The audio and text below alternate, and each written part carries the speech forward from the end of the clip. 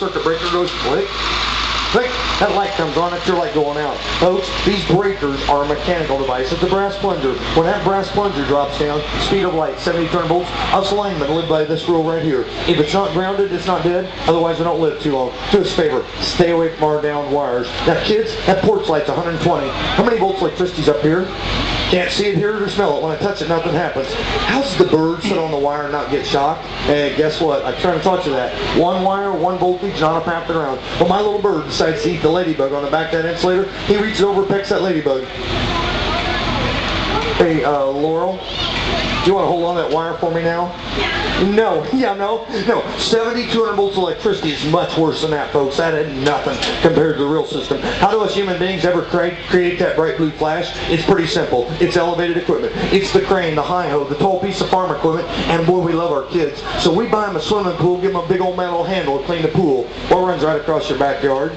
Your electric service wires. Inside each one of these black plastic coated wires is 120. Problem is, the squirrels chew that coating off. A tree rubs a bare spot. What happens when the kids bump into that? They could be electrocuted. Put the wires underground around a pool. Let's not bury one of those kids. Let's bury the wire instead. Instead of using this as a swimming pool skimmer, we're going to use this as a crane.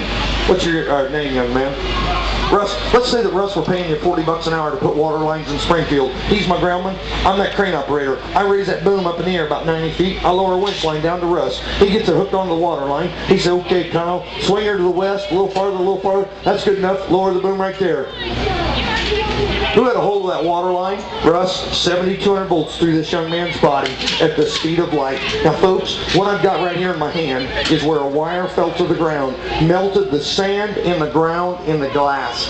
It takes 5,000 degrees of heat to melt sand in the glass. We can melt concrete to the prettiest green glass you can imagine at 5,000 degrees of heat. Russ, what went through your body was 35,000 degrees. 7 times what it takes to do this. It burns up bone and body tissue for 48 hours after contact.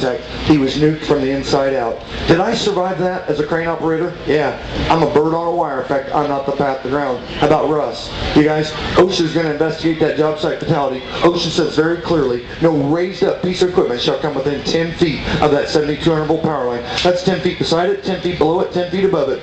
You know what? Elevated equipment, we got to stay 10 feet away at all times. Us farmers, we pull into the field with a big old combine field cultivator. We go underneath the neutral wire. That's a vehicle in transit. You have to be 4 feet away from the 70-turn volt line. So we're okay when we pull in the field. What do we do though? We unfold that big old thing right next to that, or we